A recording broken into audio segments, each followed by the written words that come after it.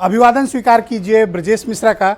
और आप देखना शुरू कर चुके हैं द डिबेट। बहनों भाइयों, उत्तर प्रदेश में चुनाव है कि खत्म ही नहीं होते हैं। एक चुनाव खत्म हुआ, दूसरा चुनाव आपके समक्ष विद्यमान होता है। अब एक और चुनाव आ गया है, लेकिन ये बड़ा चुनाव है। ये सामान्य चुनाव नहीं है, बल्कि ये जनता का चुनाव है। और अभी जनता कौन सी? शहरी जनता, पढ़े लिखे लोग, बसे हुए लोग, व्यवस्थित हुए लोगों का ये चुनाव है। और इस चुनाव में सबकी इज्जत दांव पर है। इसमें सबसे बड़े स्टेक होल्डर है भारतीय जनता पार्टी, जिसके पास सर्वाधिक सीटें हैं और प्रतिष्ठा दांव पर बीजेपी की ही है। विपक्ष के पास सिर्फ पाना है इस चुनाव को लेकर। आज हमारी परिचर्चा का मुख्य केंद्र बिंदु यही है। बहन भाइयों, नगर निकाय के चुनाव उत्तर प्रदेश में घोषित हो गए हैं। नगर निकाय मतलब शहर की सरकार, ऐसी सरकार जो अर्बन एरिया में है, ऐसी व्यवस्था जो मेयर चलाते हैं, नगर पालिका के चेयरमैन चलाते हैं और नगर पंचायतों के चेयरमैन। उत्तर प्रदेश में बहनों भाइयों ये बहुत ही प्रतिष्ठापरक चुनाव होता है। और इस चुनाव के जरिए आप शहरी मतदाताओं के मूड को भांप सकते हैं। करीब 4.5 करोड़ मतदाता उत्तर प्रदेश में नगर निकाय में वोट करेंगे, यानी तकरीबन 34% या 36% के आसपास की आबादी, मोटा मोटी जोड़ लें तो करीब 40% उत्तर प्रदेश इसमें वोट करेगा। तो जब 40% लोग वोट कर रहे हो तो आप किसी चुनाव के महत्व का अंदाजा लगा सकते हैं, उसकी इंटेंसिटी और उसके पोटेंशियल का भी अंदाजा लगा सकते हैं कि यह चुनाव कितना महत्वपूर्ण है। किसके लिए? सत्ताधारी दल भारतीय जनता पार्टी के लिए, जिसके पास अपने पूर्व के प्रदर्शन को दोहराने और विपक्ष से कुछ सीटें खींचने का लक्ष्य है। इज्जत दांव पर भारतीय जनता पार्टी की है। क्यों? क्योंकि अधिकांश सीटों पर लंबे वक्त से भारतीय जनता पार्टी के मेयर, नगर पालिका के चेयरमैन और नगर पंचायतों में भी उनके चेयरमैन हैं।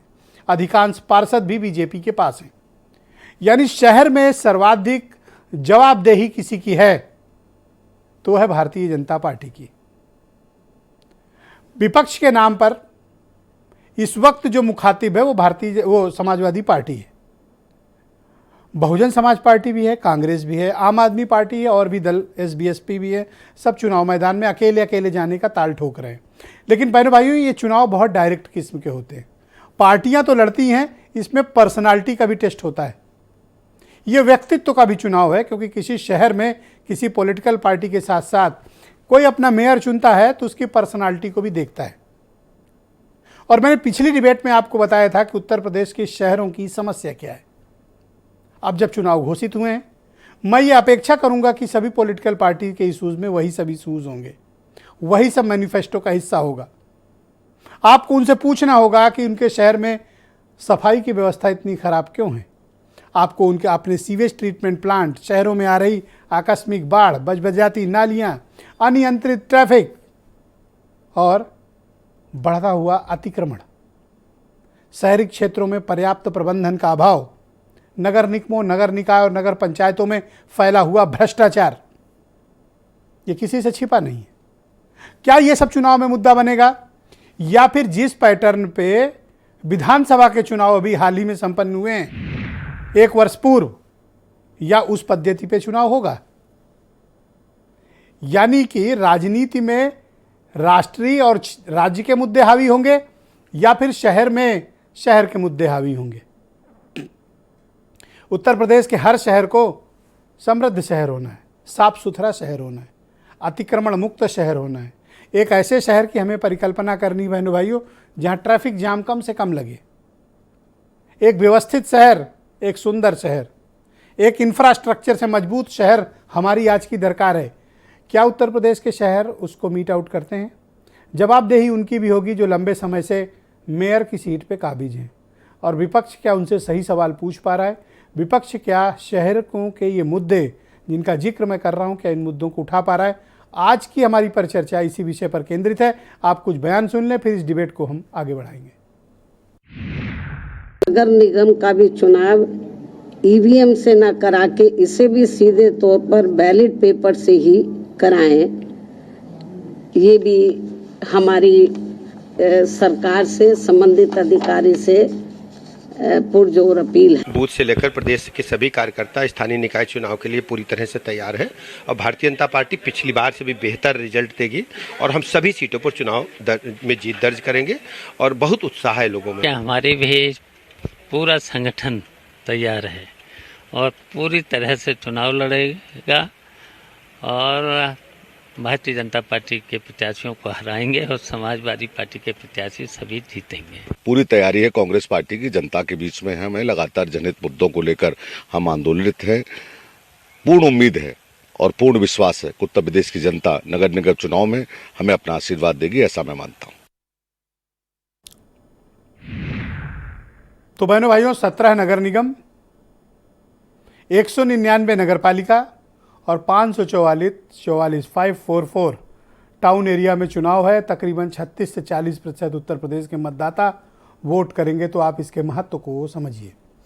हीरो वाजपेयी बीजेपी से हैं, सुनील सिंह साजन समाजवादी पार्टी से हैं, सुरेंद्र राजपूत कांग्रेस के से हैं, वैभव महेश्वरी आम आदमी पार्टी से हैं, सुनील अर्कवंशी एसबीएसपी के प्रवक्ता हैं और सुशील दुबे जाने माने पत्रकार। और थोड़ी देर में वीरेंद्र सिंह जी हमारे स्टेट हेड भी इस डिबेट में हमें ज्वाइन करेंगे। बहुत शुक्रिया और धन्यवाद आप सभी का इस कार्यक्रम में मेरे साथ उपस्थित रहने के लिए।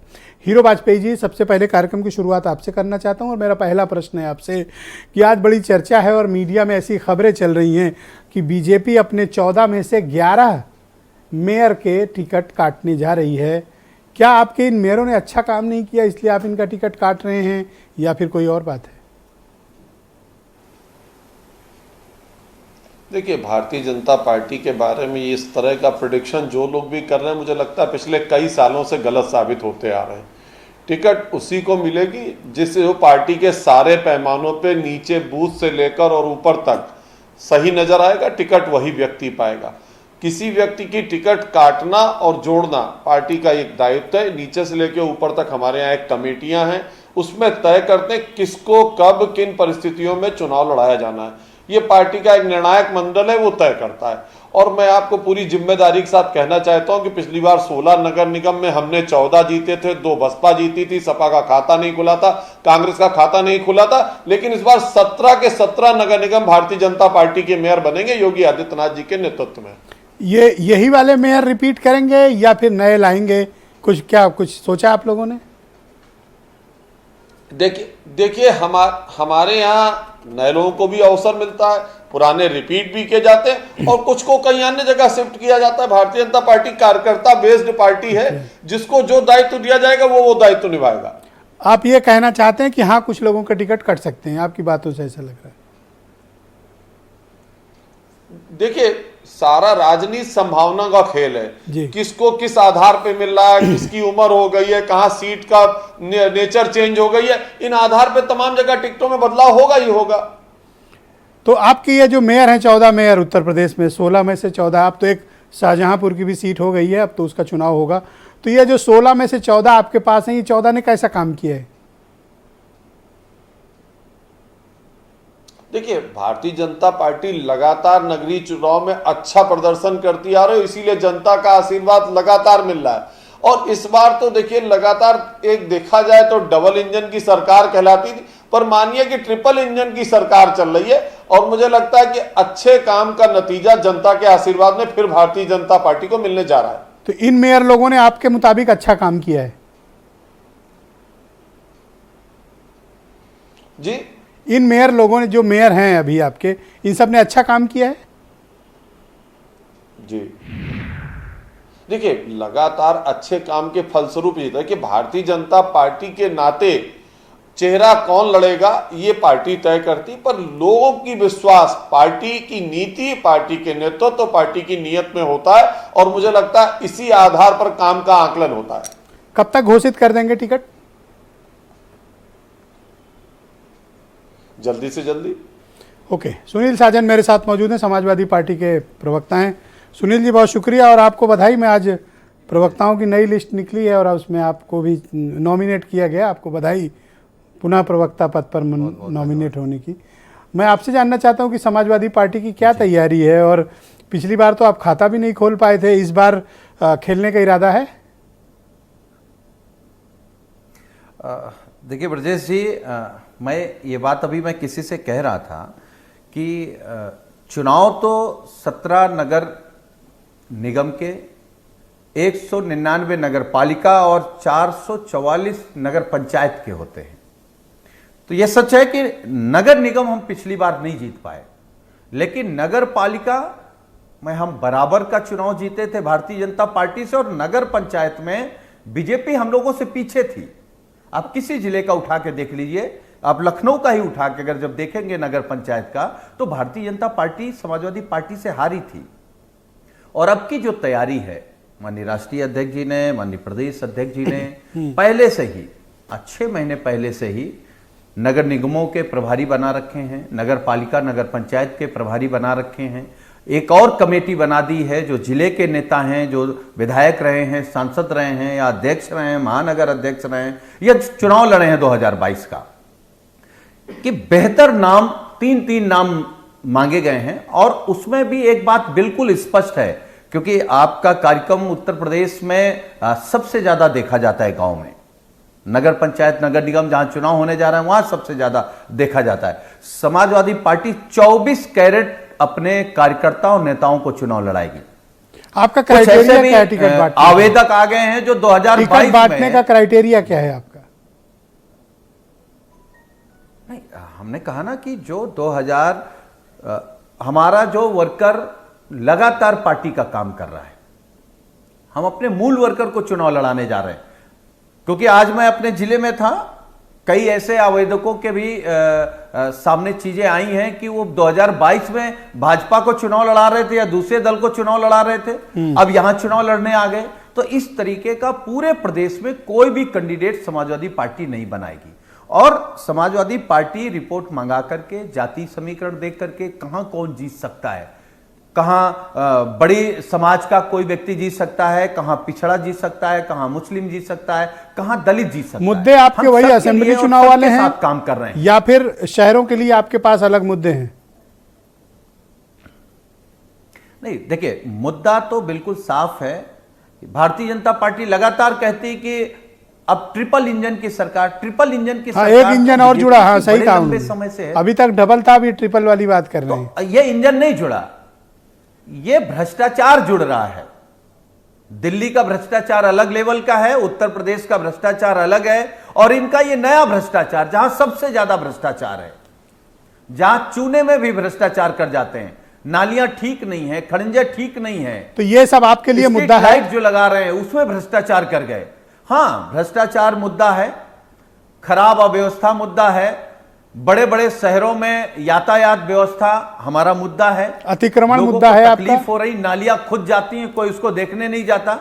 जी, अतिक्रमण भी मुद्दा है, शहर में बहुत बड़ी समस्या है, साफ सफाई बहुत बड़ा मुद्दा है। बिल्कुल बिल्कुल, अतिक्रमण, सफाई, भ्रष्टाचार, जी, जो दलाली चल रही है, ये सब हमारे मुद्दे हैं। और इन्हीं मुद्दों पर हम आपको भरोसा दिलाते हैं आपके कार्यक्रम के माध्यम से कि भारतीय जनता पार्टी को उत्तर प्रदेश में अगर कोई नगर निगम, नगर पंचायत, नगर पालिका में हराएगा तो समाजवादी पार्टी। थैंक यू सुनील जी, बहुत शुक्रिया। डिबेट को आगे बढ़ाते हैं। सुरेंद्र राजपूत, कांग्रेस के प्रवक्ता, मेरे साथ इस वक्त मौजूद हैं। सुरेंद्र जी, बहुत शुक्रिया आपका। तो कांग्रेस किसके नेतृत्व में, सुरेंद्र जी, नगर निकाय का चुनाव लड़ने जा रही है और आपकी प्लानिंग क्या है?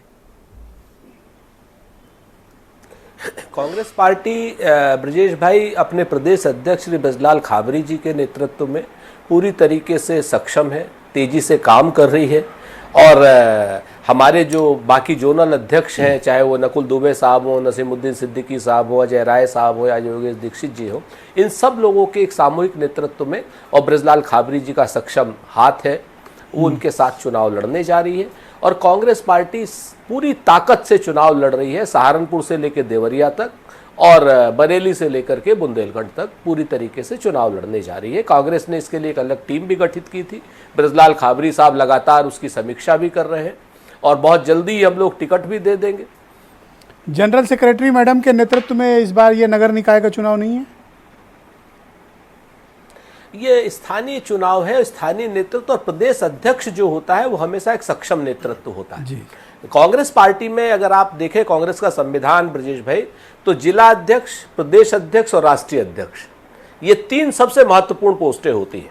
प्रदेश अध्यक्ष के नेतृत्व में, श्री बजलाल खाबरी जी के नेतृत्व में हम लोग चुनाव लड़ने जा रहे हैं और हमें पूरी उम्मीद है कि उनका जो सक्षम नेतृत्व है वो गांव गांव गया है, पांव पांव गया है, नगर नगर गया है, डगर डगर गया है। तो सारी जगहों सर यही तो आपकी लाइन है जो सुपर हिट है सर।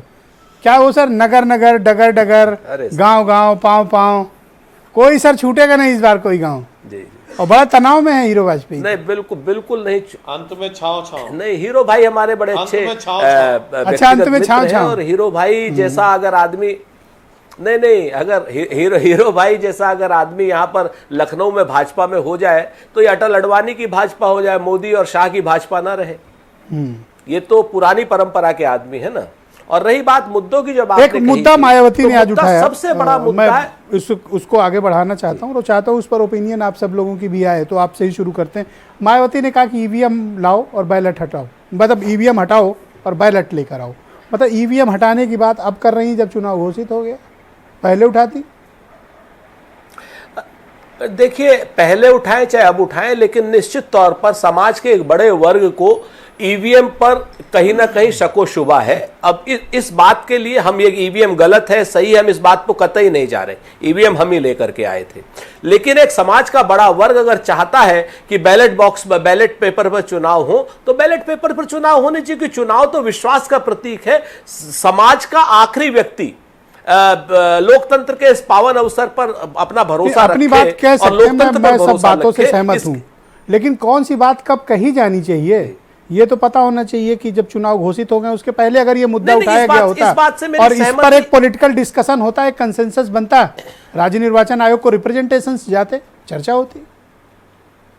मैं इस बात से पूरी तरीके से सहमत हूं। ये तो मायावती जी से पूछा जाना चाहिए क्योंकि वो इस वक्त इस बात को क्यों कह रही है। दूसरा हमारा सबसे बड़ा मुद्दा जो है ना ब्रजेश भाई, जो आज की डेट में कोई नहीं कह रहा है, भारतीय जनता पार्टी के पास जब तक मेयर नहीं होते थे तब तक वो संविधान के 74वें संशोधन की बात करती थी। 20 साल से भारतीय जनता पार्टी के पास लखनऊ में मेयर है। आप मुझे बता दीजिए कि 74वां संशोधन क्यों नहीं ला रहे हैं जिसमें मेयर को अतिक्रमण हटाने का अधिकार हो जाएगा, मेयर को शहर की ट्रैफिक व्यवस्था का अधिकार हो जाएगा, मेयर को सफाई का अधिकार हो जाएगा, मेयर के पास अपना एक फंड होगा। ये 74वां संशोधन मेयरों वाला ये क्यों नहीं दे रही है भारतीय जनता पार्टी? मुद्दा हर बार ले आती। इतनी झूठी, इतनी छली, इतनी कपटी पार्टी क्यों है ये? लगातार इनके पास ट्रिपल इंजन की सरकार है। सरकारों की इमदाद और सरकारों को दिए गए फंड पर नगर निगम, नगर पालिका और पंचायत पलेंगी, आगे बढ़ेंगी या खड़ी रहेंगी? सरकार के फंड देने पर कटोरा लिए सरकार के सामने खड़ी रहेंगी, इंडिपेंडेंट नहीं होगी। तो यही दुर्गति होगी जो हो रही है। अगर ये आत्मनिर्भर हो तो ऐसी दुर्गति फिर से वही बात कह रहा हूं कि हमारी मांग है भारतीय जनता पार्टी के केंद्रीय और राजकीय नेतृत्व से कि आप लोग इतना छल झूठ कपट क्यों करते हैं? आपने लगातार वादा किया था कि हम 74वां संशोधन लाएंगे। लखनऊ सहित पूरे 16 नगर निगमों में आप 74वां सर, मैं तो 2 कदम आगे बढ़ के आपसे आपको उखाड़ के फेंक देना। मैं तो चाहता हूं कि उत्तर प्रदेश के मेयरों को वो अधिकार मिले जो अमेरिका में मेयरों के पास हैं, वो अधिकार मिले। वही सर 74वें संशोधन में वही अधिकार उतने नहीं है सर, पूरा आपको आमूलचूल परिवर्तन की जरूरत है। मैं सुनील अर्कवंशी जी को आमंत्रित करता हूं, एसबीएसपी के प्रवक्ता हैं। सुनील जी, स्वागत आपका। आज आपकी पार्टी का मैं एक स्टेटमेंट पढ़ रहा था, आपने ये दावा किया है आपकी पार्टी ने कि वो अकेले चुनाव मैदान में जाएगी। आप कहाँ अकेले चुनाव लड़ पाएंगे? नहीं, बिल्कुल लड़ पाएंगे, क्योंकि हमारे राष्ट्रीय अध्यक्ष माननीय श्री ओम प्रकाश राजभर जी ने 2022 के चुनाव खत्म होते ही 75 जनपद में सावधान यात्रा के माध्यम से जनता के साथ जुड़ने का काम किया। उसके बाद से ही लगातार हम लोगों ने निर्णय लिया था कि सोहेलदेव भारतीय समाज पार्टी जब स्थानीय चुनाव आएगा तो इसको अकेले लड़ने का काम करेगा। और हमारे पास पार्टी में हमारे कार्यकर्ताओं पदाधिकारी के द्वारा आवेदन भी आ रहे हैं और मजबूती से चुनाव लड़ने का काम करेंगे। जहां तक अभी पूर्वांचल में भैया आप अकेले कहाँ लड़े सुनील बाबू? आप एक बार बीजेपी के साथ लड़े पार्लियामेंट असेंबली, फिर उसके बाद आप आ गए 2022 में, तब आप समाजवादी पार्टी के साथ लड़े। अकेले लड़ने की कैपेसिटी है क्या? मैं आपको कोई वो नहीं कहना चाहता कि आप कमजोर हैं या कम हैं, लेकिन आपका कोई इतिहास नहीं है कि आप अकेले लड़े हों और खड़े रह गए हों। नहीं, बिल्कुल लड़े हैं। अभी हमने चुनाव लड़ा, इससे पहले जिला पंचायती का चुनाव लड़ने का काम किया। वो हम लोगों ने हश्र देखा आपका। जी नहीं, उसमें भी हमने 117 सीटों पे दर्ज करी करा था। तो अब हम इस चुनाव को भी लड़ने का काम करेंगे और आप आने वाले समय में देखिएगा कि बिल्कुल स्वयं ठीक। भारतीय आपका समाज स्वागत पार्टी है। लोकतंत्र विकल्प में बन के सबको उभरने का चुनाव काम लड़ना करेगी। चाहिए। तो कितनी सीटों पर प्रत्याशी खड़ा करना है, क्या सभी? देखिए, सबसे बड़ी बात हम आपको बताएं, हमारे राष्ट्रीय अध्यक्ष जी अभी 12 तारीख को ही चुनाव प्रत्याशियों की घोषणा करने का काम करेंगे और मजबूती से जहां हम लड़ रहे थे और जहां पूर्वांचल से लगाकर पश्चिमांचल तक प्रत्याशी उतारने का काम करेंगे। अभी जल्द से जल्द आपको सूची, प्रथम जो चुनाव होने वाला है उसकी सूची जारी हो जाएगी। तो इस तरह तो फिर आप बीजेपी वालों को नुकसान करोगे कि सपा वालों का? नहीं, देखिए, हम ना सपा और बीजेपी, लड़ोगे तो हम काटोगे अपनी ही वोट। ताकत को, नहीं, वोट काटने का मतलब नहीं, हम अपनी ताकत को, जो हमारा कार्यकर्ता है, जो पार्टी में पदाधिकारी है, वो चुनाव लड़ने के लिए पार्टी में जुड़ने का काम करता है, तो हम अपनी प्रत्याशियों को उतारने का काम आपको करेंगे। तनाव हम नहीं ना हुआ जब बीजेपी कांग्रेस ने कहा कि नगर नगर, डगर डगर, गांव गांव, पांव पांव, और बाद में वाजपेयी जी ने कहा कांग्रेस का छाव नगर छाव? नगर और गांव गांव आपको तनाव नहीं हुआ? इतना सब कांग्रेस कर रही है। नहीं, तनाव तो जब होता है जब हमको दिखाई पड़ता। हमको तो कहीं नहीं कहा पांव पांव और नगर नगर और गांव गांव दिखाई पड़ा। हम लोग तो आज सोहेलदेव भारतीय समाज पार्टी सबसे ज्यादा जो अगर कोई कार्यक्रम कर रही है तो प्रदेश में सोहेलदेव भारतीय क्या समाज पार्टी बात ने कर रहे हो? किया। क्या हमें तो सुरेंद्र कहीं जी आपको कांग्रेस का दिखे कार्यक्रम नहीं दिखाई सुरेंद्र पड़ा। जी ने अभी अभी क्लेम किया है, अभी अभी आपके पहले ही क्लेम किया उन्होंने, हर गांव गांव, नगर नगर, डगर डगर और गांव गांव, पांव पांव। ये सुरेंद्र जी ही बता सकते हैं कि भाई आखिर किस गांव गांव जाते थे आप, आखिर कोई भी कार्यक्रम आप दिखाइए। अरे तो आपसे सर्टिफिकेट लेंगे क्या कि इस नहीं, गांव गए थे? हरकवंशी जी हमें सर्टिफिकेट दे दो। सर्टिफिकेट हम नहीं उनको दे रहे हैं, मगर इनका कोई कार्यक्रम तो दिखाई पड़ता। गांव गांव और पांव पांव कहने से थोड़ी ना होता है। जनता के किसी दुख दर्द में जाने का काम किया हो, या खाली हम ये कह दे कि नहीं हम इस गांव में गए थे, हमने कार्यक्रम कर लिया, कहने से नहीं। आप लोगों के माध्यम से, हमारे राष्ट्रीय अध्यक्ष के कार्यक्रम हो, चाहे हमारे राष्ट्रीय ओके, एक सवाल आपसे और जो मैंने सुरेंद्र राजपूत जी से पूछा, फिर डिबेट को आगे बढ़ाएंगे। मायावती कह रही कि ईवीएम हटाओ, बैलेट वापस लाओ,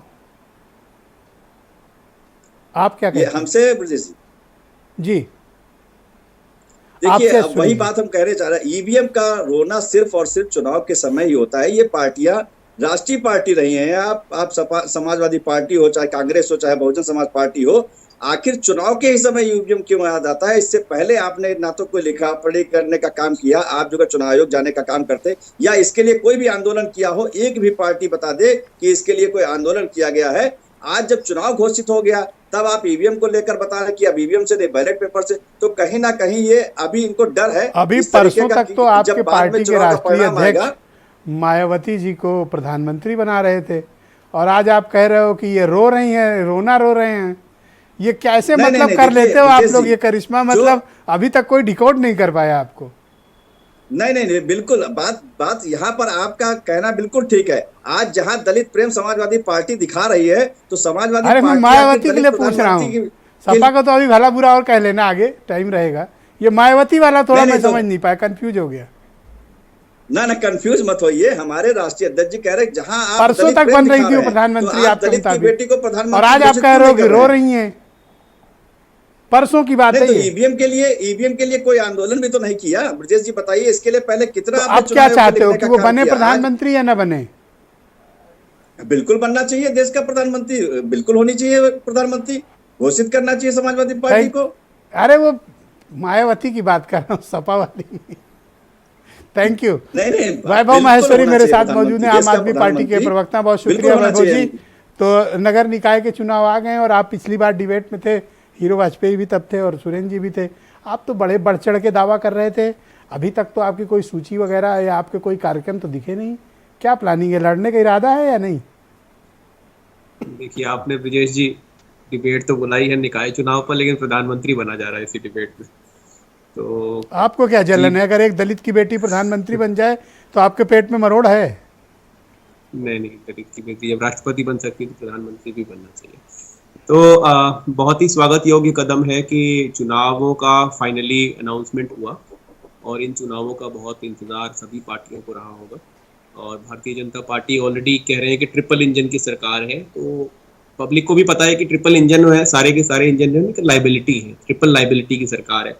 मतलब 3 इंजन है और घर के आगे की नाली जाम हो, 3 इंजन है और पार्क बदहाल हो, 3 इंजन है स्ट्रीट पर लाइट ना हो, नाली जाम हो जाए, जल भरा हो जाए, कीचड़ हो जाए, बेरोजगारी, मच्छर, डेंगू, मलेरिया, तीन इंजनों का कमाल है, यानी भ्रष्टाचार से भरे हुए 3 इंजन।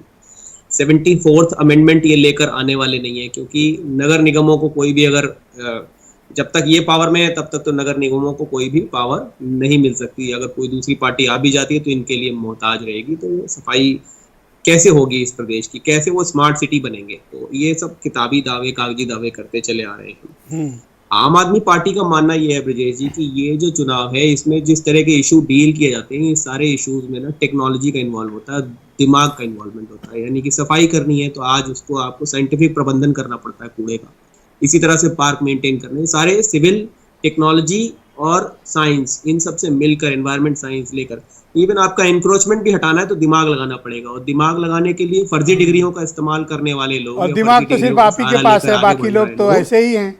ये सिर्फ दिमाग आप ही की पार्टी कैसे दिमाग लगाएंगे?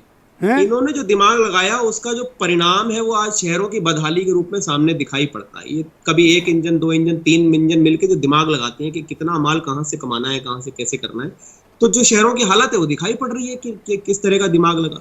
कंस्ट्रक्टिव दिमाग लगा होता तो कुछ और शहर होता, डिस्ट्रक्टिव दिमाग लगा है तो आज शहरों की हालत बड़ी खराब है। आम आदमी पार्टी को लगता है कि जो हाउस टैक्स के नाम पर हाउस टैक्स के नाम पर इतनी ज्यादा लूट है, एक नॉर्मल सा नियम नहीं बना पाए। इनका काम होता है प्रॉपर्टी का टैक्स लेना, जो इनका रेवेन्यू का साधन है, उसमें भी किसी को भी लूटना, किसी भी तरह के। आपका एजेंडा क्या है नगर निकाय चुनाव को लेकर, जिसके लिए आप कह रहे थे कि आप बहुत प्रतीक्षारत हैं, बड़े उत्साहित हैं, तो आपका क्या एजेंडा है?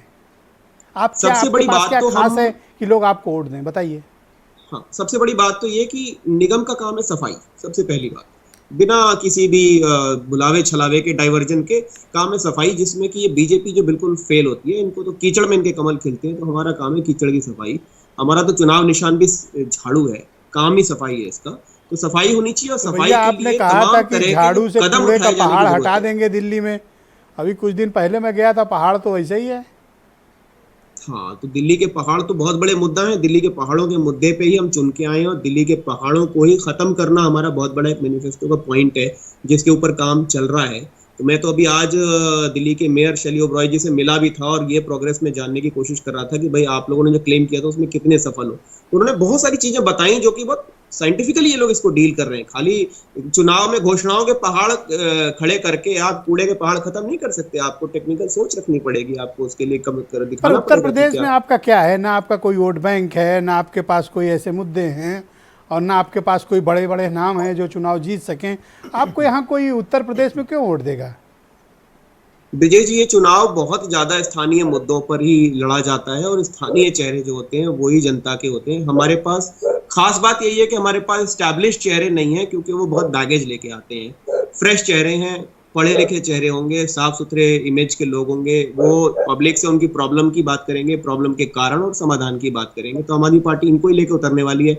हाउस टैक्स हमको कम से कम आधा करना है, और वाटर टैक्स से पूरी तरह निजात दिलानी है, फ्री पानी पब्लिक को देना है। तो ये एजेंडा के साथ में मेनली उतरेंगे। इसके अलावा और हजारों ऐसी दिक्कतें हैं जो नगर निगम में आदमी चक्कर काटता है, परेशान होता है, तमाम तरह के लाइसेंसेस के लिए, सर्टिफिकेट्स के लिए।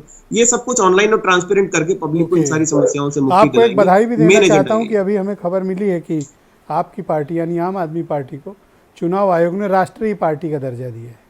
जी जी, मुझे पता चला, और आपको भी बहुत बहुत बधाई। ये देश को एक नई ईमानदार और राष्ट्रीय पार्टी मिली है। सभी को लोकतंत्र के इस तो अब तो जिम्मेदारी से काम करिएगा, ये मत कहिए कि दिमाग आप ही के पास है।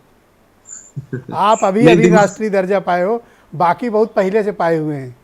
अभी आपको डिग्री मिली है, दूसरों की डिग्री पर सवाल उठा रहे हैं। जो ग्रुप है उसके अंदर एक नई पार्टी का आगाज हुआ है। ये इस देश को बहुत आगे ले जाएगा, इस देश को नई सोच देगा, चुनाव के नए मुद्दे देगा। बहुत शुक्रिया आपका। मैं सुशील दुबे जी को आमंत्रित करता हूँ। सुशील जी, बहुत शुक्रिया आपका। और चुनाव घोषित हो गए हैं, क्या माहौल है और क्या चल रहा है, और थोड़ा सा इसको बताइए। और सबने अपनी अपनी बातें रखी हैं, आपका क्या एनालिसिस है कि किधर बात ज़्यादा गंभीर है? मीडिया मास्टर ब्रजेश जी, ये बीजेपी है।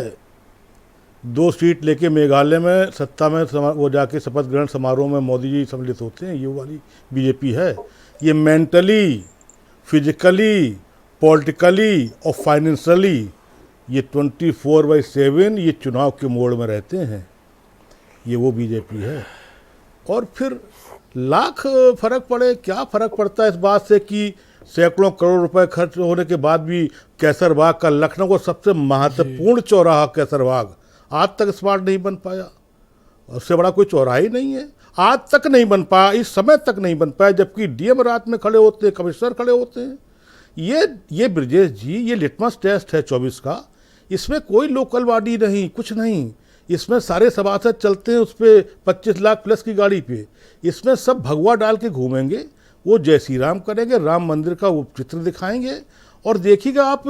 तो हम लोग जो अतिक्रमण ट्रैफिक कोई माने नहीं रखता, कोई माने नहीं रखता। आप बताइए, आज भी सीवर शहीद स्मारक के पीछे गोमती बजा रही है, कौन पूछने वाला है? अखिलेश दास जी के बाद डॉक्टर SC राय, उसका दिनेश शर्मा जी 2 बार, संयुक्ता भाटिया जी, आया कौन लखनऊ? लखनऊ तो राजधानी है, आप लखनऊ को देख लो, कौन पूछने वाला है? 5.5 लाख से ऊपर मकान है लखनऊ में जो गिनती की, और 3.5 लाख का असेसमेंट है। अगर नगर निगम अपने आप ही सारे मकान ढंग से असेस कर ले तो उसके पास पैसे कोई कमी थोड़ी है। करता कौन है? कितने सीवेज प्लांट ऐसे ही पड़े हुए हैं। अब रुपए का कोई मैटर नहीं है, सैकड़ों करोड़ सब में खर्च हो चुके हैं। जिस नगर निगम के अंतर्गत आने वाली सड़कों में आप खाली कैसरबाग चौराहे से स्टेशन चले जाइए। अच्छा, एक बार इसका IPO भी जारी हुआ था मुंबई स्टॉक एक्सचेंज पे, पता नहीं चला। अरे साहब, IPO से बनवा रहे हैं, वो बिजनौर में पता नहीं चला। बिजनौर में मल्टी स्टोरी बिल्डिंग बन रही नगर निगम की। देखिए, अब वो जो चीजें था नहीं, लोकल बॉडी, जनता की सरकार, जनता के लिए, अब जनता बनता बहुत पीछे इसलिए छूट गई है कि जनता को भी जब जय श्री राम से बहुत लगाव है, राम मंदिर से लगाव है, तो उनको इससे कोई मतलब ही नहीं उठता कि आप कचहरी के पास निकल नहीं सकते, सिंगल नहीं निकल सकते हैं। बाकी तो छोड़ दीजिए, आप सड़कें बना रहे हैं, फुटपाथ बना रहे हैं, अगले दिन ही अगले घंटे कब्जा हो जा रहा है। ऐसा नहीं है कि उसके पास फोर्स होनी चाहिए, मिलिट्री लगनी चाहिए हर जगह पर। ब्रजेश जी, आज भी सरकारी कागज में वो रुतबा होता है कि लिख के अगर एक नोटिस पहुंच जाती है तो आदमी व्याकुल हो जाता है कि ये हो क्या रहा है, कोई सरकारी कागज हो।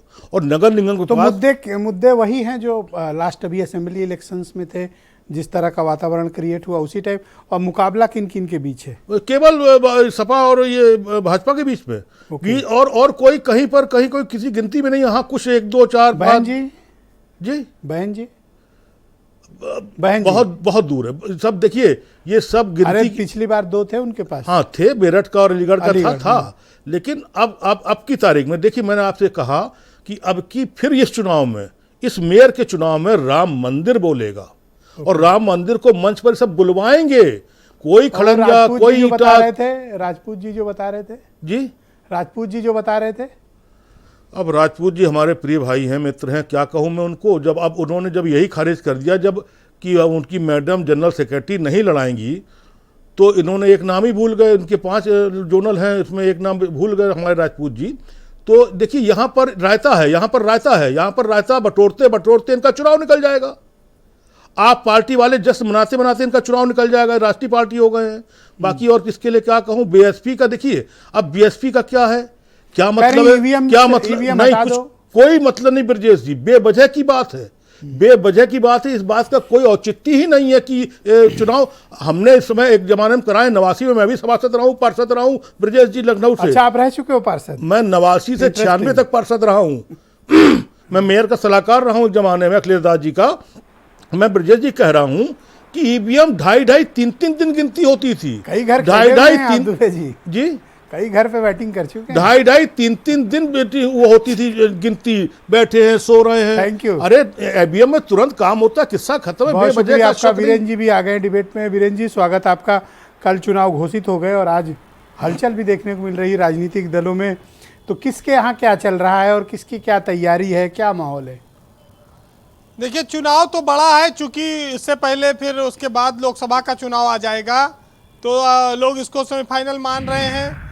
लेकिन उत्तर प्रदेश में जिस तरह का माहौल है, इससे लगता है कि देखिए, बीजेपी अभी निकाय चुनाव में भी और लोकसभा चुनाव में दोनों में वो आगे बढ़त पर रहेगी, क्योंकि दक्षिण भारत के राज्यों में जो स्थितियां हो अलग है, लेकिन पूर्वोत्तर में, खासतौर से उत्तर प्रदेश में अभी बीजेपी काफ़ी मजबूत दिखाई पड़ती है। और पहले भी 14 सीटें जीती थी इन्होंने, अब की 17, अभी 2 बसपा खाते में गई थी, अभी 17 है। देखिए, बीजेपी के पास मंत्री, विधायक, सरकार की ताकत सब है। और ये जो तीसरी सरकार, ये शहर का निकाय का चुनाव जो कहा जा रहा है, ये वैसे होगा जैसे गांव वाला हुआ था। जैसे वहाँ पर लोग पर्चा नहीं खरीद पाए, पर्चा खरीद लिए तो भर नहीं पाए, और जो भर लिए तो फिर उनके ऊपर लाठी डंडा भी चल गया। तो वैसे रहेगा, बहुत ज़्यादा अंतर चुनाव में आएगा नहीं, क्योंकि बीजेपी कोई रिस्क नहीं लेगी इस चुनाव में कोई हार के वो लोकसभा चुनाव में जाए। तो ये गांव, शहर और ज़िले की सरकार में अब बहुत कोई अंतर नहीं रहा है। चुनाव तो देखिए पुलिस लड़ती है और लाठी लड़ती है, कार्यकर्ता और नेता बाद में लड़ते हैं। ये सब चीज़ें उसके बाद आता है सारस, रामचरितमानस, साड़, मस्जिद, मंदिर, और ये सब चीज़ें फिर आती हैं कि भाई अब सियासत पे इस पे बात हो जाए। वोट तो इसी आधार पर होता है। ये जो हम लोग कहते हैं कूड़ा नहीं उठा, ट्रैफिक बड़ा जाम है, ये गंदा पानी आ रहा है, इस पर कौन याद रख के वोट देता है?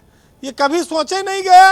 वोट वाले दिन ये देखना है कि भाई ये जो लोग, एक धर्म विशेष के लोगों की लाइन किस तरफ है और एक धर्म विशेष के लोग किस तरफ वोट मारे हैं। तो ये भीड़, ये हेट स्पीच जो है ना, ये सारी चीज़ों को बदल देती है। अभी आ रहा है यहाँ तो थोड़ी थोड़ी बातों पर नेताओं की सजता जा रही, सजा हो रही है। अब देखिएगा चुनाव में रोज हेट स्पीच आएगी और रोज चलेगा सोशल मीडिया पे, तो फिर देखिए कितना। और कुत्ता तो सड़क पे आदमी का काट लेते हैं, कितना आवारा कुत्ता घूम रहे शहर में। और अगर आप पकड़ोगे पशु प्रेमी आ जाएंगे, नगर निगम की भी हिम्मत नहीं है, कितनी समस्याएं हैं। तो ये 5 किलो राशन वाले का खाली गाँव में है, शहर में भी बहुत है, और वो राशन पर वोट देने वालों लोगों की संख्या काफ़ी बढ़ रही है। एक बात आपने कही कि 2 सीटें मायावती जीती थी। अब मायावती के पास, जैसे गोजर के पास 100 टांग होत रही पहले कि 2-4 टांग टूट जाए तब वो गोजर के ऊपर कोई फर्क नहीं पड़ता, वैसे अब वो बात नहीं रही मायावती के वोटरों में। मायावती हुंकार तो भर रही हैं, लेकिन उनका वोट तो पहले बीजेपी काफ़ी खींच ली है। अब राशन वाला मामला काम ही कर रहा है।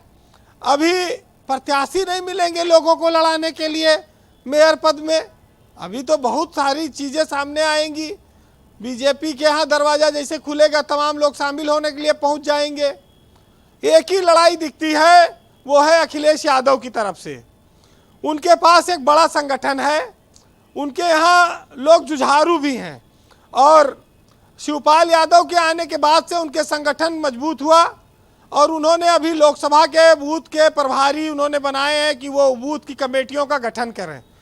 तो वो लोकसभा को लक्ष्य लेकर तो चल रहे हैं जी।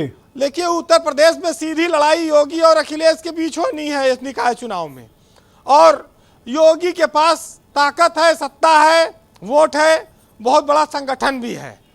इस मामले में एक जगह पर अखिलेश यादव की पार्टी कमज़ोर होती है, और बीजेपी का शहरी पार्टियों, शहरी वोट भी काफ़ी रहा है। अब ध्रुवीकरण होगा। अच्छा, एक चर्चा मीडिया में चल रही कि बीजेपी अपने 14 मेयर में से 11 मेयर का टिकट काट देगी। क्या इतने बड़े पैमाने पर टिकट काटना बीजेपी अफोर्ड कर पाएगी? टिकट तो काटेगी, तो जहाँ पर बदल गया, कहीं ओबीसी हो गया, जनरल है, तो टिकट तो अपने आप कट जाएगा, स्वाभाविक है कट जाएगा। वहाँ पर टिकट कैसे बरकरार रख सकता है? जहाँ SC सीट हो गई या पहले OBC थी। अब लखनऊ में तो मेयर देखिए हो चुकी है एक बार भाटिया जी, अब वो काफ़ी उम्र दराज भी है, तो शायद वो उनको टिकट ना दे बीजेपी। लेकिन कानपुर में पमिला पांडे का टिकट काटना आसान नहीं है। वो मानने वाली महिला नहीं, वो बहुत जुझारू महिला है, वो तो लड़ेंगी।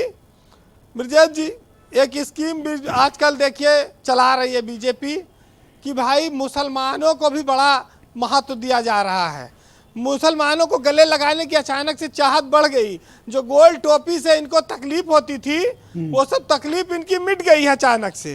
नहीं, मैं देखा सुरेंद्र राजपूत ने एक ट्वीट भी किया था कि बीजेपी वाले दरगाह में कव्वाली करेंगे। हाँ, कव्वाली सुरेंद्र राजपूत ने कोई पेपर की कटिंग लगाई थी। हाँ, ये भी बड़ी विचित्रता है। और एक स्कीम आई है कि दलितों के लिए घोड़ी चढ़ने की योजना फ्री है। RSS ने कहा भाई दलित घोड़ी खुल के चढ़े। 2024 के चुनाव तक ये योजना मुफ्त चल रही, इसका लाभ उठाएं। तो आप देखिए कि कितना जो है तैयारियां पार्टियां करती हैं। जी, अब मुसलमानों का विश्वास अगर बीजेपी जीतने में लगी है तो स्वाभाविक है कि वो फायदा लेगी, लेकिन टिकट कितना देगी, कितना मेयर लड़ाएगी, कितना नगर पालिका अध्यक्ष लड़ाएगी, क्योंकि तारिक मंसूर को तो एमएलसी बनाया, अब 4 एमएलसी हो गए, बुक्कल नवाब और ये दानिश आजाद अंसारी, मोहसिन रजा और तारिक साहब, ये बीजेपी ने विधान परिषद में 4 बना दिए हैं। और दूसरा लव जिहाद और अतीक अहमद, ये सब भी बीजेपी के पास सिस्टम है। तो देखिए ये बात तो सही है कि बीजेपी अब बढ़त में रहेगी, लेकिन अब क्या रिजल्ट रहेगा ये तो पता लगेगा। मायावती की बातों का कोई इम्पैक्ट है? अब आज अचानक से प्रेस कॉन्फ्रेंस और फिर मायावती का ये कहना कि अब ईवीएम हटा दो, बैलेट से कराओ। इलेक्शन प्रोसेस स्टार्ट हो चुका है, चुनाव घोषित, तो अब ये बात का क्या तर्क है? अब देखिए मायावती तो पार्टी है, उनका अपना बयान है, लेकिन ईवीएम तो बदली जाएगी नहीं, देश में दुनिया भर में यूज हो रही है, जल्दी नतीजे आते हैं। अब ये खाली बात करने की बात रह गई है, ईवीएम पर ज़्यादा मचा नहीं है। ये जरूर है कि आम आदमी पार्टी बैठी है, उनको राष्ट्रीय दर्जा मिल गया, और किसका किसका छिना ये भी तो बताया जाए कि एनसीपी छिन गया, टीएमसी छिन गया, सीपीआई का छिन गया, अब ये सब राष्ट्रीय पार्टियां नहीं रह गई। अब ये वैभव माहेश्वरी की पार्टी गाजियाबाद, दिल्ली से सिटी पार्टी है, गाजियाबाद है, मेरठ है, यहाँ पर तो कुछ ना कुछ ये चमत्कार करेंगे जी। अब आगे क्या करते हैं भगवान जाने। देखिए हमारे यहाँ जनता बहुत होशियार है, वो जो जीतत है वही वोट देती है, खाए पिएगी मुर्गा दारू दूसरे का, वोट दे आएगी जीतने वाले का। और बीजेपी का इस समय मामला टाइट है। अब अच्छा, वो जो आप पिछली बार बता रहे थे कि अब मतलब वो काउंटर खुल जाएंगे, अब मतलब शाम की व्यवस्था वगैरह भी? हाँ वो तो शुरू हो गई, कल ही से शुरू हो गई। अच्छा, कल से ही चल रही है, और क्या रात में दावतें हुई हैं। अब आगे टिकट के लिए मारा मारी है, टिकट होते ही इन दावतों में क्या मतलब क्या रहता है इन दावतों में? अरे शाम की दवाई तो अनिवार्य रूप से भाई चाहिए, थकावट मिटाने के लिए लोगों को दिन भर कन्वेसिंग करते हैं। ओके। फिर और खाने को, खाने में भी लोग अपना भंडारा शुरू कर देते हैं कि खाना पीना, कोई शाकाहारी है, कोई मांसाहारी। वो गाँव में अलग अलग इलाके में बढ़ जाता है पैसा, सब भैया शाम कहीं दोपहर में पहुंच जाता है कि वो खसी कटाए लियो, वहाँ पर 5 किलो मीट उधर बनेगा, 10 किलो उधर। तो ये बाजार वाले दिन और ज़्यादा हो जाता है, जिस दिन बाजार रहती गाँव में। तो ये सब चल रहा है, मीट और शाम की दवाई का ज्यादा चलन रहे। हाँ ये तो रहेगा, और नकदीकरण भी चलेगा, ये तो हमेशा चला है।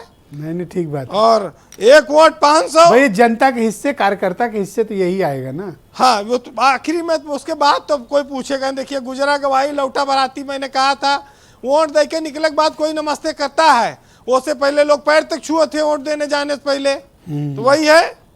ब्रजेश जी, हरिओम पवार साहब ने एक रचना लिखी है, मैं उसको सुनाऊंगा, सुनिएगा।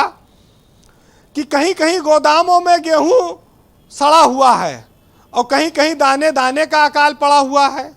झुग्गी झोपड़ी में भूखे बच्चे बिलबिलाते हैं, और इस देश में जेलों में भी आतंकी बिरयानी खाते हैं। पूजा पाठ हो रहे हैं धन्ना सेठों के लिए, और कभी कोई यज्ञ नहीं हुआ भूखे पेटों के लिए। बहुत शुक्रिया आपका वीरेंद्र जी, बहुत बहुत धन्यवाद हमारे साथ परिचर्चा में जुड़ने और ग्राउंड जीरो से इनपुट उपलब्ध कराने के लिए। बहुत शुक्रिया। गांव मतलब जहां जहां भी चुनाव होगा, कार्यकर्ताओं के लिए तो एक बड़ा उत्सव का माहौल रहता है, और कैसा उत्सव होता है शाम को, वीरेंद्र जी ने अभी उसका जिक्र भी किया। बहन भाइयों, इस परिचर्चा को आगे बढ़ाते हैं। हीरो वाजपेयी भारतीय जनता पार्टी के प्रवक्ता हैं, मेरे साथ इस वक्त मौजूद हैं। हीरो वाजपेयी जी बहुत लंबे समय से अधिकांश नगर निगमों में, अधिकांश नगर पालिकाओं में, अधिकांश नगर पंचायतों में आपकी पार्टी यानी भारतीय जनता पार्टी के मेयर चुनते आए हैं, या आपका वहाँ पर काफ़ी बहुमत रहा है? लेकिन शहरों की दशा का जिक्र अभी जो सुशील दुबे कर रहे थे, ये बहुत ही गंभीर चिंता का विषय है। आप लंबे समय से शासन में हैं, अब आपके पास 3 इंजन हैं, उसके बावजूद शहर इतने खराब हालत में क्यों हैं?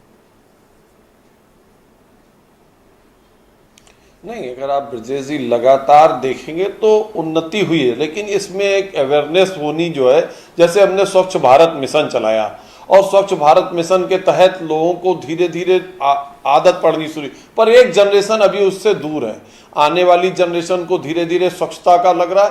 और एक और बड़ी बात जो मुझे लगता है आम जन की है कि जैसे हमारा मकान है, मकान के आगे भी हम फेंसिंग लगा लें तो हमें आनंद आता है, अपने प्लाट से आगे आता है। कुछ हमें लगता है कि और अवेयरनेस की जरूरत है और मुझे लगता है सभी पार्टियां मिलकर करें। शहरों का नक्शा हम स्वयं बदल सकते हैं और उस पर सरकारी डंडा नक्शा नहीं बदल सकता।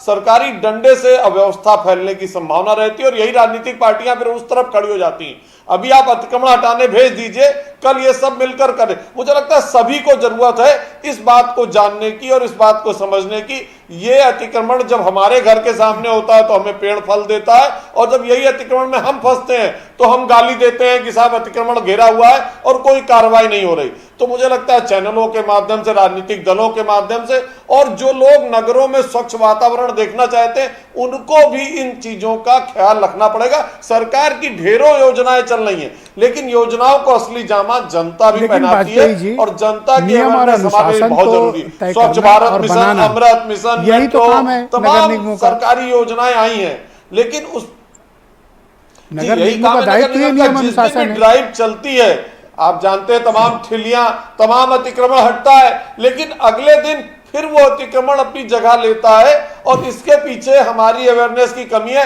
मैं जहां रहता हूं मेरे घर के सामने एक बहुत बड़ा अस्पताल है, लेकिन मैं अवेयर हूं इसलिए मेरे घर के आगे पूरे इलाके में कोई अतिक्रमण नहीं, ना अस्पताल की तरफ हो ना हमारी तरफ। जैसे ही मुझे कोई दिखता है, आप बीजेपी के नेता हैं, प्रभावशाली व्यक्ति हैं, कौन इतना जोखिम देगा कि आपके घर के आसपास ठेला लगा दे? व्यवस्थित होंगे।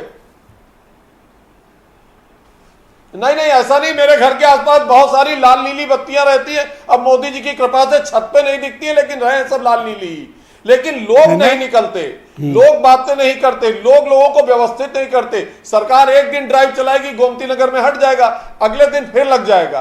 तो ये चीजें भी हमें, आपको, आप तमाम विज्ञापन चलाते हैं, तमाम जनता के उद्देश्य जाते हैं। मुझे लगता है हर हफ्ते एक कैप्शन आपकी चैनल पे भी चलना चाहिए। अरे विज्ञापन दे दो ना, आप कब तक फ्री में चलवाओगे? कुछ विज्ञापन दे दो, वही चला। अरे भाई, विज्ञापन से ही चैनल चल रहा है, लेकिन हर चीज के लिए विज्ञापन जरूरी नहीं। अच्छा, जन जागरूकता मतलब आप करें तो जन जागरूकता और हम मांगे तो विज्ञापन।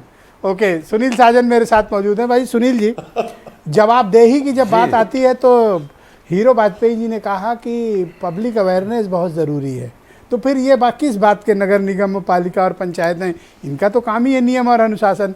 ये ठीक बात है कि हमारे हीरो वाजपेयी जी के घर के बाहर किसी की दम नहीं कि ठेलियाँ लगा ले या इंक्रोचमेंट कर ले या गाड़ी लगा दे। देखिए ब्रजेश जी, मैंने हीरो वाजपेयी जी को पहली बार भी सुना और अब की सुना। पहली बार तो बहुत कुछ झूठ बोल रहे थे, अब की बहुत कुछ सच बोले। मैं उन्हें धन्यवाद दूंगा कि हीरो वाजपेयी जी, आप जागरूक हैं और आपकी बातों से वो बात साफ हो गई कि ना आपकी सरकार जागरूक है, ना आपका मेयर जागरूक था, तो वो आपकी बातों से साफ हो गया है। तो आपको तो धन्यवाद, लेकिन जो जागरूक नहीं उन्हीं को हटाना है, क्योंकि आपकी सरकार जागरूक नहीं, आपका मेयर जागरूक नहीं, आपके सभासद जागरूक नहीं। अरे जो क्षमता आप में वो सरकार में क्यों नहीं है?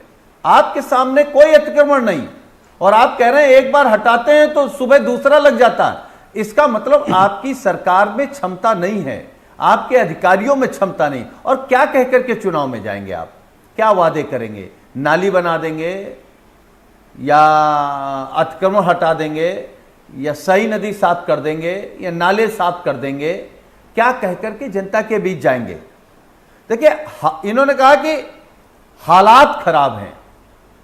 हालात इसलिए खराब हैं क्योंकि आपकी पार्टी की और सरकार की सोच खराब है। आपको केवल भ्रष्टाचार दिखता है, कहां से पैसा मिल रहा है। राजनीतिक दल खराब है, इसलिए न लखनऊ बदला, न लखनऊ जैसे और 17 जो नगर निगम हैं वो बदले, न नगर पंचायतें बदली। तो अभी नक्शे की बात कर रहे थे कि भाई नक्शा बदलने की जरूरत सबकी जिम्मेदारी है।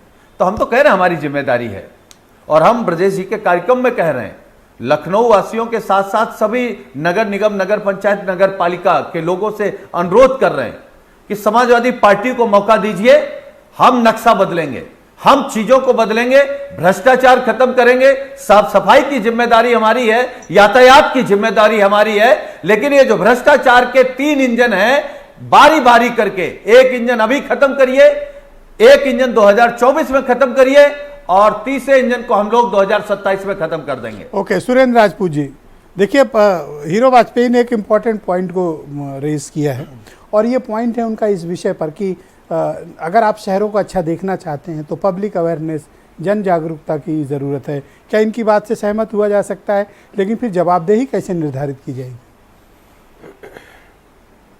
ब्रजेश भाई, वो इकबाल ने एक शेर लिखा था कि इकबाल बड़ा मनमोहक है, मन बातों से मोह लेता है, गुफ्तार का गाजी बन तो गया, किरदार का गाजी बन न सका।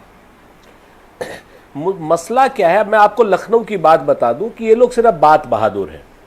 आपके बगल में 27 किलोमीटर के लखनऊ का डायफ्राम बना हुआ है गोमती नदी का, और 1100 मीटर का नहीं बनाया है। 7 साल हो गए हैं। 4 एसटीपी प्लांट लगे हुए हैं, 7 साल हो गए हैं, अभी तक एक ऑपरेशनल नहीं हुआ है। आप इस चीज को देख लीजिए, चाहे भरवारा वाला हो, चाहे वो ये अपना पेपर मिल कॉलोनी वाला हो, आप कोई उठा लीजिए। क्या 7 साल में सरकार को ये जितने जेएनआरयू का जो पैसा था और जेएनआरयू में जो सड़कें खोद करके सीवर डाला था, आज तक इन्होंने एक भी नहीं ऑपरेशनल कर पाए। जेएनआईपी को आप उठा लीजिए, पिछली सरकार बना गई 1300-1400 करोड़ रुपए लगा के गई थी, 100 करोड़ रुपए में पूरा हो जाता तो इतना बड़ा वर्ल्ड का सेंटर हो जाता। आपके सामने देखिए ये स्थितियां, उसके बाद ये लोग भावनात्मक मुद्दों पर खेल करके हिंदू मुसलमान पर, रामकृष्ण पर ये खेल सर, करके इसकी कोई काट है आपके पास? असली ये तो पब्लिक पे ही ठेल दिए हैं कि तुम जागरूक हो और अपना शहर ठीक करो। बात ठीक भी कह रहे हैं वाजपेयी जी, मैं अप्रिशिएट करता हूं उनको। नहीं, मैं वही बात आपसे कह रहा हूं कि बात वाजपेयी जी, जब तक हमारी पब्लिक इनसे अपने अधिकार नहीं मांगेगी, पब्लिक को एक कर्तव्य बता रहे हैं, पब्लिक को अधिकार नहीं दे रहे हैं। मेरा यही तो कहना है कि गोमती का 27 किलोमीटर का डायफ्राम बनवा दिया था पिछली सरकार ने जी, लेकिन ये 1100 मीटर का डायफ्राम नहीं बना पाए। साबरमती से 1 लाख दर्जे खूबसूरत है गोमती का रिवर फ्रंट, लेकिन वहां मच्छरों की भरमार, गंदे पानी की भरमार।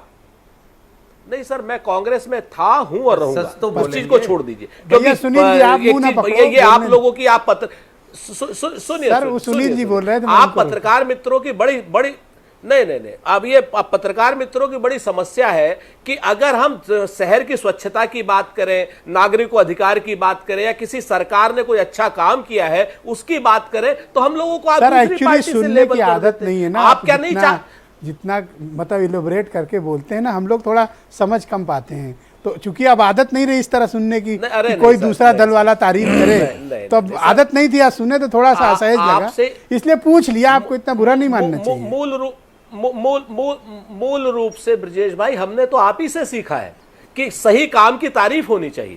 मैं तो ये कह रहा हूं कि 27 किलोमीटर का डायफ्राम बना, पिछली सरकार का बना।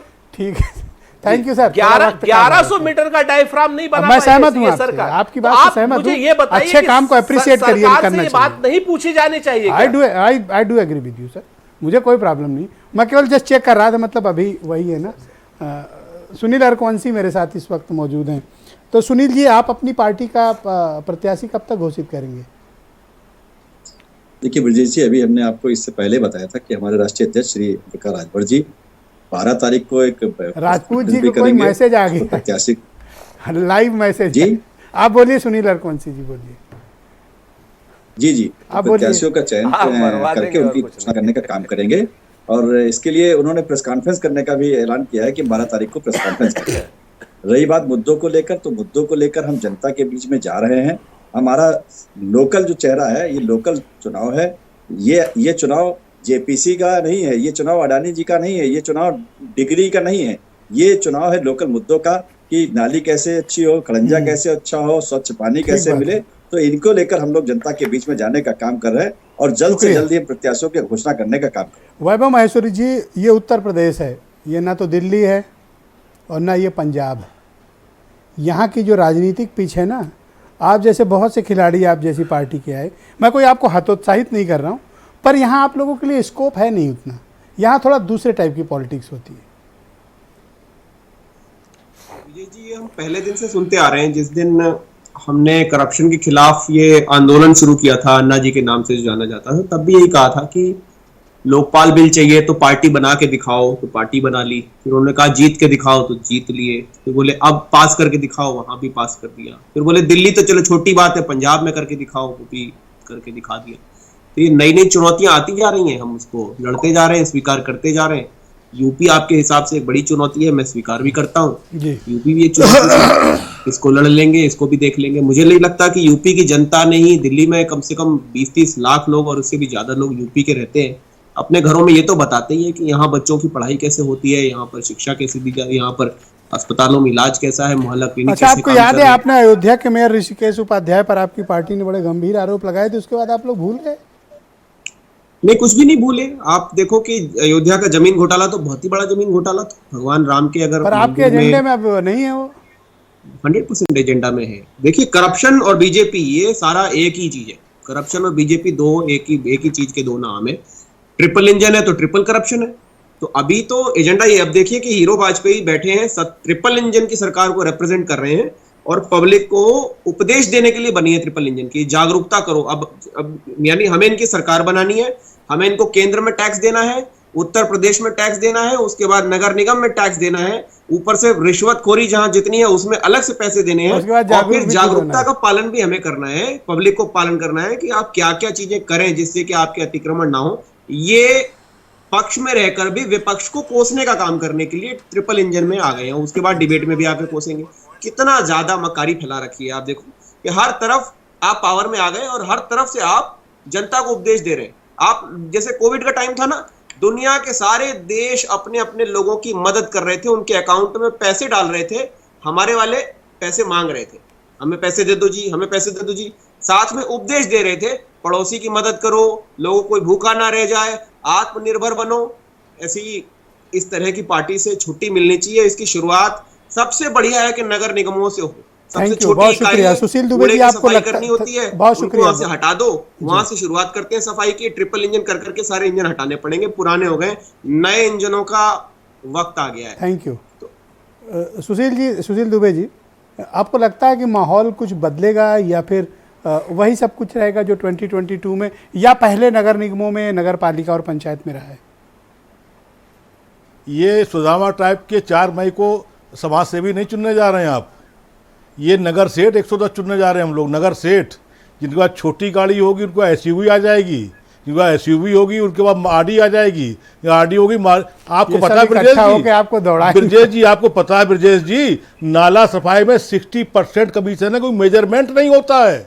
और नगर निगम का सभासद आज की तारीख में हाथ जोड़ के जिनको आता है उस पर आप जीतने के बाद डिबेट करेगा। मैं एक एक चीज़ बता दूंगा कि इतना ज़्यादा सम्मान मिलता है जीतने के बाद।